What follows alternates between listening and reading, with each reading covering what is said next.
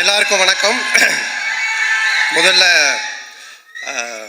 இந்த இங்கே வருகை தந்துள்ள அனைவருக்கும் என்னுடைய மனமார்ந்த நன்றியை தெரிவித்துக்கொண்டு அவங்க எல்லாரையும் வருக என்று வரவேற்கிறேன். ஃபர்ஸ்ட், இந்த படத்தினுடைய விழாக்கு வருகை தந்துள்ள எங்களுடைய எஸ்டிஆர். ஸோ அவரை பற்றி நான் நிறைய இன்டர்வியூவில் சொல்லியிருக்கேன். அதாவது அவர் இல்லைன்னா இன்றைக்கி நான் இங்கே இல்லை. ஸோ அவர் தான் சினிமாவில் என்னை கொண்டு வந்தது. அதுக்கு முன்னாடியே அவர் படத்தில் நான் வந்துட்டு அட்மாஸ்பியர் நடிச்சிருக்கேன், காதல் அழிவதில்லை படத்தில். அதுக்கப்புறம் அவர் எடுத்து போட்டு பார்த்துட்டு இது நடுவில் வந்து மூஞ்சல் இவ்வளோ ரியாக்ஷன் கொடுத்துட்டு நீயும் நானும் கூல் சுரேஷும் தான் நடுவில் போய் டிஸ்டர்ப் பண்ணிகிட்டு இருப்போம். ஸோ பார்த்துட்டு இது பண்ணார். அதுக்கப்புறம் மன்மதனில் கூப்பிட்டு கொடுத்தாங்க ஃபஸ்ட்டு சான்ஸ். மன்மதனில் ஃபஸ்ட்டு டே ஷூட்டிங் போய் நான் ரெடியாக நின்றுட்டுருக்கேன். அதில் வந்து அவர் அந்த மொட்டை கேரக்டராக உள்ளே வருவார். வந்த உடனே நான் வந்து வாங்கன்னொன்னே இந்த மாதிரி என் பேரை கேட்பார், இங்கே இன்ட்ரடியூஸ் ஆகும். இதுதான் சீன். நான் ரெடி ஆகிட்டேன், நான் ரெடியாக இருந்தேன். அப்புறம் அவர் வந்தோன்னு ஒரு சின்ன டிஸ்கஷன் போயிட்டே இருந்துச்சு. நான் டவுட் ஆகிட்டு என்ன ஏதாவது ஆளுகளை மாற்றுறாங்களா இல்லை என்ன ஆச்சுன்னு தெரியலையே அப்படின்னு போயிட்டு மெதுவாக என்னாச்சு அப்படின்னு சொல்லி கேட்டேன்.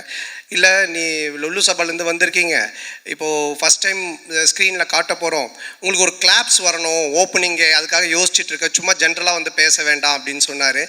ஆனால் நான் வந்துட்டு எனக்கு கிளாப்ஸா தேட்டரில் அடிப்பாங்களா அப்படின்னு சொல்லி கேட்டேன். இல்லை லொல்லு சபா டிவியில் ரீச் இருக்குல்ல, கண்டிப்பாக உங்களுக்கு தேட்டரில் கிளாப்ஸ் வரும் அப்படின்னாரு. அப்போ நான் வந்து என்ன பண்ணணும் அப்படின்னு சொல்லி கேட்டேன். சரி ஒன்று பண்ணலாம், நான் வந்தோன்னே உன் பேர் கேட்குறேன், உன் பேர் என்னென்னா அப்போ தான் வச்சோம் பாபின்னு வச்சோம். உன் பேர் என்னென்னு கேட்குறேன், நீ வந்துட்டு பாபின்னு சொல்லு. நான் எக்கோவில் வந்து ஒரு 3 இடத்துல பாபி பாபி பாபின்னு அப்படி போட்டுட்டு மியூசிக்கெல்லாம் காமிச்சிட்டு அப்புறம் நான் சீனுக்குள்ளே நம்ம போகலாம் அப்படின்னாரு. நல்லா இருந்துச்சு. அவருக்கு என்னென்னா என்னை காட்டும் போதே ஒரு கிளாப்ஸோட காட்டணும் அப்படின்றதுக்காக சொன்னார். அப்போ நான் சொன்னேன், இல்லை இப்படி ஒன்று பண்ணலாமா, என்ன நீங்கள் கேளுங்க, நான் வந்து 3 தடவை நானே பாபி பாபி பாபின்னு சொல்கிறேன், அதுக்கப்புறம் நீங்கள் அந்த டைலாக் சொல்லுங்கள், அப்படி பண்ணலாம் அப்படின்னு. ஒன்று அவரும் சிரிச்சிட்டு சரி நல்லா தான் இருக்குது, ஆனால் பில்டப்பாக இருக்காது, ஆனால் நல்லா தான் இருக்குது அப்படின்னாரு. நல்லா தான் இருக்கும் அப்படின்னு சொல்லிட்டு அப்போ தான் அந்த ஃபஸ்ட்டு டைலாக்கு அவர் வந்து என்கிட்ட கேட்பார், உன் பேர் என்னன்னுவார். நான் ஒன்று பாபி பாபி பாபின்னுவேன். ஒன்று அவர் பாபி பாபி பாபின்னுவார். டேய் ஒரு பாபி தான்டா என் பேர் அப்படின்னு சொல்லுவேன். அதுக்கப்புறமா பில்டப்புக்காக 3 தடவை சொன்னோம் அப்படின்னு. ஸோ இப்படி தான் என்னோடய ஃபஸ்ட்டு சீன் அவரோட ஆரம்பிச்சது. நான் எதுக்காக இதை சொல்ல வரேன்னா, அன்னைக்கு தேட்டரில் ஸ்க்ரீனில் எனக்கு கிளாப்ஸ் வரணும் அப்படின்னு எடுத்துக்கிட்ட அந்த அக்கறை ஆகட்டும், அந்த அன்பாகட்டும் இன்னைக்கு வரைக்கும் குறையவே இல்லை. அதே அன்பு அதே அக்கறை இப்போ பண்ணுற எஸ்டிஆர் 49லேயுமே என்கிட்ட என்ன சொன்னார்னா, டைரக்டரை கூப்பிட்டு சாண்டாக்கு என்ன வேணும், சாண்டா எப்படி நம்ம நல்லா யூஸ் பண்ண முடியும், சாண்டாக்கு என்ன பண்ண முடியும், அதை முதல்ல யோசிங்க அப்படின்னு தான் சொன்னார். அன்றைக்கி கூட வீட்டில் போய் மொட்டை மாடியில் பார்த்து ஒரு 3 ஹவர்ஸ் டிஸ்கஷன் பண்ணும்போது என்னை பற்றி மட்டுமே தான் பேசிகிட்டு இருக்காரு. ஸோ இப்படிப்பட்ட ஒரு அன்பும் அரவணைப்பும் கொண்ட ஒரு அருமையான ஒருத்தர் எனக்கு கிடைச்சது. உண்மையிலேயே நான் கடவுளுக்கு நன்றி சொல்லணும், எங்கள் அப்பா அம்மாவுக்கு நன்றி சொல்லணும். ஸோ ரொம்ப நன்றி நீங்கள், I love you all the time.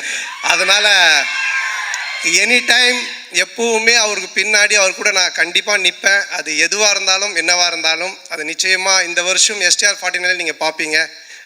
So சொல்லி ஆர்யா முறைக்கிறான், ஏண்டா நாங்கள் கஷ்டப்பட்டு செலவு பண்ணி சத்யம் தேட்டரை புக் பண்ணால் நீங்கள் 2 பேரும் பேசிட்டு இருப்பீங்களா அப்படின்ட்டு. அடுத்தது இந்த படத்தினுடைய ப்ரொடியூசர் ஆர்யா. ஸோ ஆர்யா தான் எனக்கு தெரியும், ஆர்யா தான் நிகாரிகா ப்ரொடக்ஷன் அவங்களை கொண்டு வந்தது. கொண்டு வரும்போது எல்லாமே சூப்பராக போச்சு. அப்போ ஆர்யா வந்து ஒருத்தர் சொன்னாங்களே, கிஷோர் எங்கே, அவர் கிஷோர் வாங்க இவர் தான் கிளாரிட்டி கிஷோர். இவரை கூட்டிகிட்டு வந்து என்கிட்ட ஒப்படைச்சிட்டு போயிட்டான். இவரை ஃபஸ்ட்டு கேட்டோன்னா என்ன சார்னா, அவர் வந்து ஒன்றும் இல்லை சார், எனக்கு கிளாரிட்டி இருந்தால் போதும் அப்படின்னாரு. நான் உடனே சரி ஓகே கிளாரிட்டி தானே அப்படின்ட்டேன். ஃபார் எக்ஸாம்பிள் ஒரு பேப்பர் கேட்டோன்னு வச்சுங்களேன், வெள்ளை பேப்பரா இல்லை ப்ரௌன் பேப்பரான்னுவார். வெள்ளை பேப்பர் கோடு போட்டுதா போடாதா, கோடு போட்டது, இப்படி போட்டதா இப்படி போட்டதா, சரி இப்படி போட்டது, சரி போட்டதுக்கு அப்புறமா உங்களுக்கு A4 ஷீட் வேணுமா சின்னதாக வேணுமா, இப்படியே போயிட்டே இருக்கும் இந்த கிளாரிட்டி. இதுக்கு எண்டே கிடையாது. நான் சொல்லுவேன், சார் நீங்கள் எதனா ஒரு பேப்பர் கொடுங்க, நாங்கள் எடுத்துகிட்டு போகிறோம் அப்படின்ட்டு. ஸோ என்னென்னா சினிமாவில் இந்த அளவுக்கு ஒரு கிளாரிட்டியாக நான் ஃபஸ்ட் டைம் ஒர்க் பண்ணது இவர் கூட தான். ஆனால் அது நல்லா இருந்துச்சு. ஏன்னா பிஃபோர் பேப்பரில் நம்ம எல்லாத்தையும் கிளாரிட்டியாக பண்ணதுனால இவ்வளோ பெரிய படத்தை எங்களால் கொஞ்சம் ஈஸியாக எடுக்க முடிஞ்சது. ஸோ அவருக்கு முதல்ல நன்றி, ரொம்ப தேங்க்யூ சார். கிளாரிட்டியாக இருக்கா பேச்சு? ஸோ அதுக்கப்புறமா ஆர்யா என்னுடைய நண்பரில் இந்த உயிர் நண்பன் அப்படின்வாங்களே அந்த மாதிரி. நாங்கள் கல்லூரியின் இல்லை காசு கொடுத்துருக்கான்னு சொல்லி தான் ஆகணும். அதாவது கல்லூரியின் கதை படத்தில் தான் நாங்கள் 2 பேரும் ஃப்ரெண்ட் ஆனோம். ஃப்ரெண்டானோடனே ஃபஸ்ட்டு படத்தில் நல்லா க்ளோஸ் ஆகிட்டோம். அப்போ வந்து படத்துலலாம் பார்த்தீங்கன்னா ஹீரோயினுக்கு ஃப்ரெண்ட்ஸாக பெங்களூர்லேருந்து ரிச் கேர்ள்ஸ் கூட்டின்னு வந்து நடிக்க வைப்பாங்க. அவங்க தான் கூட வருவாங்க ஃப்ரெண்ட்ஸாக. அப்போ எந்த வந்து மன்மதன் ரிலீஸ் ஆகி ஒரு 2 படம் தான் ரிலீஸ் ஆகிருந்துச்சு. பெருசாக எனக்கு தெரியாது வெளியே. ரெண்டாவது அவங்க பெங்களூர்லேருந்து வந்திருக்காங்க. ஆர்யா தான் ஹீரோ. அவன் அறிந்து மரியாமல் நடித்து முடிச்சிருக்கான், ஆனால் ரிலீஸ் ஆகலை. ஸோ நாங்கள்லாம் ஒன்றா தான் உட்காந்து சாப்பிடுவோம். எங்களுக்கு கேரவன் கிடையாது. அப்போது அவங்கெல்லாம் நீங்கள் யாருன்னு என்ன கேட்கும்போது நான் ஆர்யா ஹீரோன்னு தெரியும் இந்த படத்தில். நீங்கள் யாருன்னு ஒன்று ஆர்யாவில் என்னது இவரை யாருன்னு கேட்டிங்களா? இவர் தான் comedy super star, south India comedy super ஸ்டார்ன்ட்டான். ஆனால் அவங்களாம் is a comedy super star south India, yes Telugu Malayalam Tamil all language is a super ஸ்டார்ன்ட்டான். ஒன்று அந்த பொண்ணுங்களாம் ஒரு மாதிரி டவுட்டாக என்னை பார்த்தாங்க. பார்த்தோன்னே டக்குன்னு ஆர்யாவில் மச்சான் அவங்க டவுட்டாக பார்க்குறாங்க, டக்குன்னு ஒரு காமெடி பண்ணு அப்படின்னா. டேய் என்னடா சம்மந்தமே இல்லாமல் காமெடி சூப்பர் ஸ்டார்னு இப்போ காமெடி பண்ணுன்ற மச்சா பண்ணு தப்பாயிடும் நீ பண்ணு அப்படின்னா. சரி நானும் எழுந்து அவங்க முன்னாடி சரி பழைய பாட்டுக்கு இப்போ இருக்க ஹீரோஸ்லாம் டான்ஸ் ஆன அப்படின்னா ஆடி காமிச்சிக்கிட்டு இருக்கேன். அவங்க சிரிக்கல, மச்சான் பத்தலை இன்னும் நல்லா பண்ணு அப்படின்னா. இதை தான் நாங்கள் விஎஸ்ஓபியில் கூட வச்சுருந்தோம். உடனே கொஞ்ச நாள் கழிச்சு அவனும் வந்துட்டான் நடிக்கிறதுக்கு. 2 பேரும் சேர்ந்து பயங்கரமாக அவன் ஹீரோயினா நான் ஹீரோவாக நடிச்செல்லாம் ஆடிட்டு இருக்கோம். அவங்களாம் அப்படியே பார்த்துட்டு இருக்காங்க. இதை டைரக்டரும் ப்ரொடியூசரும் பார்த்துட்டாங்க. 2 பேரும் கூப்பிட்டு என்ன சார் ஒரு ஹீரோ ஒரு காமெடியான்னு அந்த பொண்ணுங்க முன்னாடி போய் டான்ஸ் ஆடினு காமெடி பண்ணிட்டு இருக்கீங்க அப்படின்போது இல்லை சார் அவனை வந்து ப்ரூவ் பண்ண நான் சொன்ன மச்சான் என்னை ப்ரூவே பண்ண வேணாம், என்னை விட்டுரு, நான் காமெடினா இல்லாமல் கூட போகிறேன்ட்டு.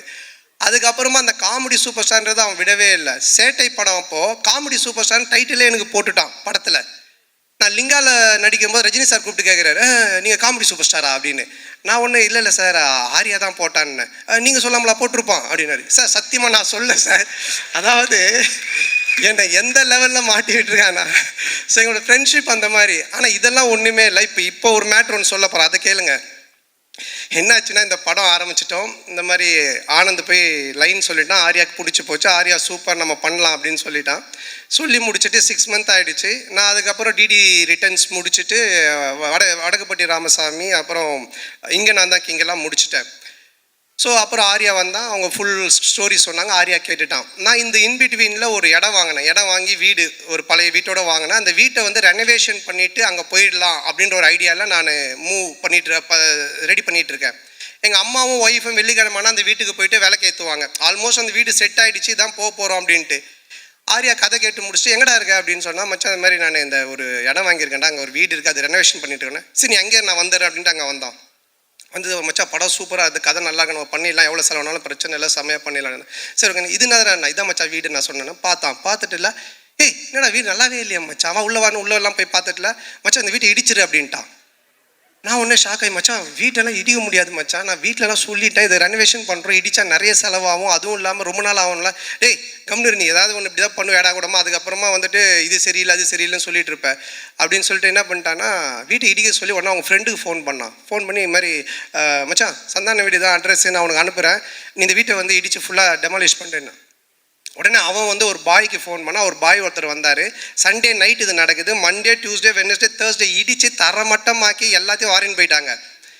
வெள்ளிக்கிழமைனா எங்கள் அம்மா ஒய்ஃபும் போய் விளக்கேற்றுவாங்கல்ல, அவங்க வெள்ளிக்கிழமை போயிருக்காங்க. நான் சொல்லலை ஏன்னா திட்டுவாங்க அப்படின்ட்டு. எங்கள் அம்மா போயிட்டு வீட்டை காண சொல்லி தேடிக்கிட்டே இருக்கிறாங்க. இந்த தெருவு போயிருக்காங்க, அந்த தெருவு போயிருக்கிறாங்க. அதுக்கப்புறம் எனக்கு ஃபோன் அடிக்கிறாங்க, ராஜா நம்ம வீட்டை காணும்பா அப்படின்ட்டு. நான் எப்படா சொல்கிறதுன்னே எனக்கு தெரியல. அதுக்கப்புறம் கொஞ்சம் வீட்டுக்கு வரமா நான் சொல்கிற மாட்டேன் வீட்டை காணண்டார், இல்லைம்மா நான் வந்து சொல்கிறேம்மான்ட்டேன். அம்மா இல்லைம்மா ஆர்யா வந்தான் அன்றைக்கி பார்த்துட்டு வீட்டை இடிச்சிட்டு புதுசாக காட்டலாம் நல்லா வரும், நான் அவன் சொன்னால் கரெக்டாக இருக்குமா அப்படின்னா.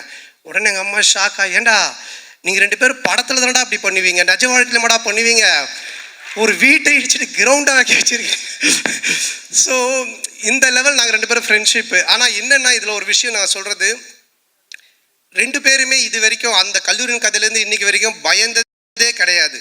சினிமாவில் இப்படி பண்ணலாம் அப்படி செய்யலாம் பயந்ததே கிடையாது. எதுவாக இருந்தாலும் தைரியமாக பண்ணுவோம்.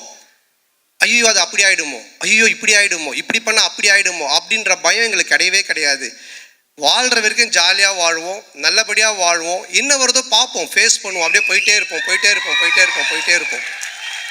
அந்த ஒரு எனர்ஜி தான் இன்றைக்கி வரைக்கும் ஆர்யாவை இங்கே ஒரு இந்த இடத்துல கொண்டு வந்து ப்ரொடியூசராக நிற்க வச்சிருக்கு, என்னையும் ஒரு படம் பண்ணி போயிட்டுருக்க ஒரு இடத்துல வச்சிருக்கு. ஸோ நாங்கள் 2 பேரும் பயந்ததே கிடையாது. இந்த படம் நீங்கள் சொன்ன மாதிரி ஆர்யா சொன்ன மாதிரி என்னுடைய பிரச்சனையை தீர்த்து படத்தை பண்ணுறதெல்லாம் வந்துட்டு வேறு யாருனா இருந்தாங்கன்னா என் வீட்டு வாசலே தான் படுத்துக்கிட்டு இருந்திருப்பாங்க.